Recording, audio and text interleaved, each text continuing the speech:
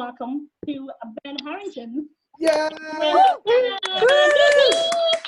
Unmute yourself. I want to hear the laughter. Although if you don't laugh, it's going to make me... Unmute yourself. It is lovely, isn't it? It's like I'm coming straight from Jeanette Manrara's wardrobe. Eh? Those who don't get that reference, she is a damn... It is lovely. It's all tax deductible and highly flammable. No one's done a risk assessment, but it doesn't matter. Anyway, it's a beer. Yeah, say lovely to be here. I'm at home, but it's nice to be at my home. It's the one we chose, best one in the catchment area, southwest facing garden. So that's good. And it's have we give me a cheer if we've had a good lockdown? It's been weird for me. The thing I've learned from this lockdown is how fucking awful I look on a webcam. That's been my over. I know I already look like Wayne Rooney's had a baby with Mr. Potato Head. I know that's I already know that. But lockdown is. I do video conferencing sometimes with work because I'm middle class, and I have this rule that I don't switch the camera on unless everyone else has switched their camera on, right? And a few weeks ago, I did a Zoom call. I say Zoom. It wasn't actually Zoom, but Zoom's become that generic term for video conferencing, hasn't it? A bit like Hoover for vacuuming or racist sex pest for American president. It's become that. So I was on a Zoom call. What I do is I go on and I wait to see if anyone else had turned their camera on right. So I didn't do it. And there's a woman on the call who I'd never met before, but I had spoken to her. And when I came on, everyone had their camera on. When I turned mine on, she went, "Oh!" like that. For fuck's sake, come on. I thought it can't have been me. It wasn't me. It was written of my brother's head. What the hell? I thought it can't have been that. And then I turned my camera off to do some slides. And when I turned it back on again 5 minutes later, she made the same fucking noise, didn't she? What did you expect it to have happened in that intervening 5 minutes? Like me to have grown hair and changed. It's all a bit weird. So it's been weird. But it's been, I've had to... We've had to involve families a lot with Zoom calls. I don't know if anyone else has done this, where you have to. I'm one of 4 kids, yeah. I've had to involve my parents with Zoom calls. Oh, it's a pain. I mean, if my dad had stopped being so randy in the 1970s, we could have just used WhatsApp if there weren't that many of us. But this is my mum on Zoom.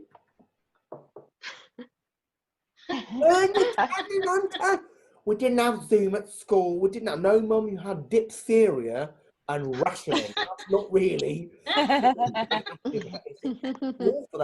In the end, we had to do that thing. I had to get her to buy a phone, right? And because her Nokia 1 wasn't really appropriate for Zoom calls. we went on the old car phone warehouse. I said, "There you go, Mum. Here's a good one. Huawei. They make good phones." I don't want one. I don't want one. I don't want the Chinese government listening into what I say. I'm like, "Mum, you struggle to get Dad to listen into what you say, for God's sake. What are they going to be listening to?" She's just on her way to Tesco's. No one cares. Yes, it's good. It's good. I sort of enjoy lockdown, but I'm getting old. Josh. I'm 41 now, and I've got 3 kids. You know, you say when you have kids, your body changes, don't they? Well, mine really has. I know they're normally in the mums, but mine really is awful. I mean, like when I was 20, if I'd get ready to go out, have a shower, and go, I'd be out that door. Out of shower, I'd get dressed first. I got lost a bit fucking violent. Whereas now, with all my ailments, it takes longer to prepare my body than one of Nigella's turkeys at Christmas. It just takes. It's like I come out the shower, my head is really dry. I'm like, my head's like a boiled sweet. I'm running around going, "I need some much, guys. I need some much." It takes like 20 minutes. I might as well just stick my head in a bucket of E45 and just be done with it. That would be all right. E45. It's so. Last Christmas, right? I had my left eyelid got chapped. How the fuck did one eyelid getting chapped? Never happened to anyone. It's not like I've been sticking my one eyelid out of the window, is it? It's ridiculous. Chapped eyelids. And then my body is really hairy. So it takes me about 20 minutes to dry off. Sometimes it's like 3 towels. Sometimes it takes me so long, I use so much energy drying off, I'll build up a sweat. I have to go back in the fucking shower. It's a circle of me constantly. It's like, this is like, you know, an otter's pocket, and this is like, you know, really dry. It's ridiculous. And then I come to my feet. Oh, my feet! What's going on? Anyone else got this? I've got athlete's foot in between the toes, right? Athlete's foot, and I've got cracked heels at the other. It's like an entire ecosystem down there. University geography students could use it for a case study. It'd be like the Amsterdam Dam, Oxbow Lakes, and my feet. That's how bad it is. I have to do that thing where I sand my heels with a pumice stone every night. It's like I'm taking an inch off the door. I came in from when I first did it. My wife said, "Have you tied it up in the bathroom?" I'm like, "What do you mean?" She says, "What, are you tied up a mess after sanding your feet, you dirty bastard?" I went back in, there's a little white pile of powder on the thought, you know, if I still worked in the city, that'd be worth a fortune, wouldn't it? Eh? They've put worse at their nose than that. I'll use organic soap. It'll probably be. And then the worst bit, I mean, this is when it really starts to get bad. For my 41st birthday, the gift I gave myself was hemorrhoids. Give me a check.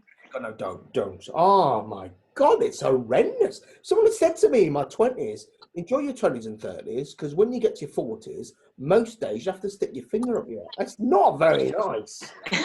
We were talking about this earlier. My cream of choice is Anusol, if any of you are those people from overseas, it's a hemorrhoid cream of choice. There is Germaloids, that's the alternative. Some people, it's like Coke, Pepsi. People have ideas. But it's very calming. It is very calming. You know, you could throw a tube of it into a hostage situation. Everyone would be absolutely fine. It'd be absolutely. But it didn't get any better.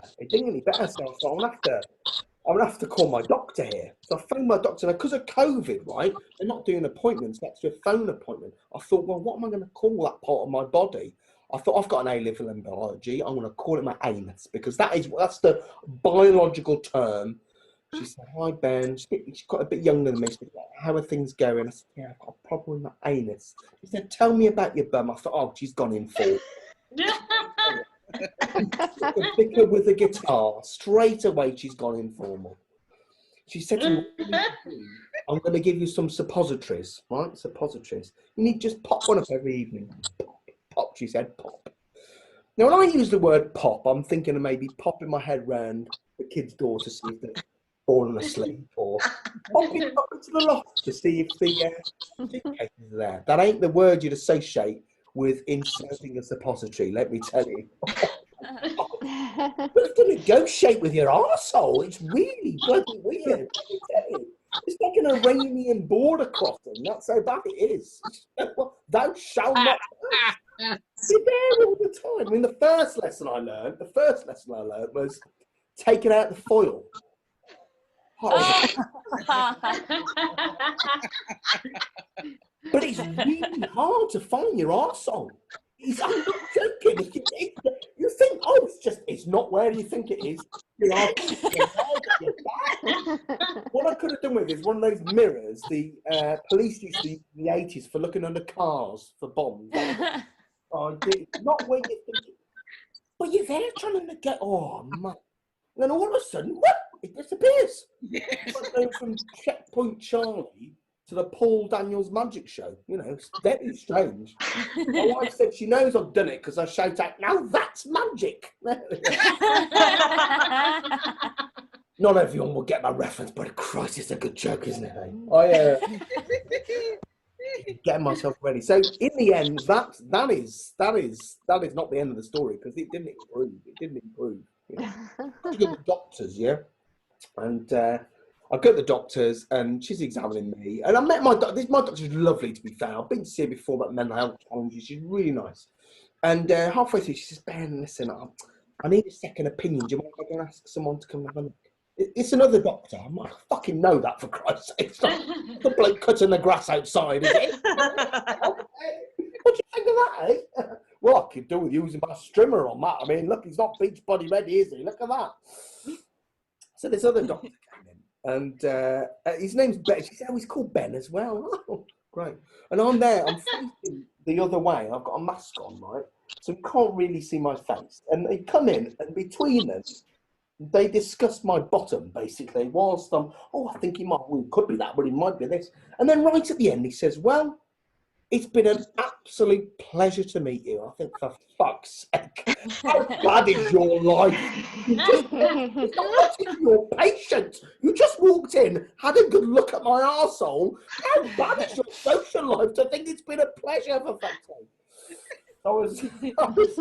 My lovely doctor, she's there. The next thing is she's got to stick a finger up, and she's putting lubricant on a gloved finger. And she said, so, Ben, how's the stand-up going?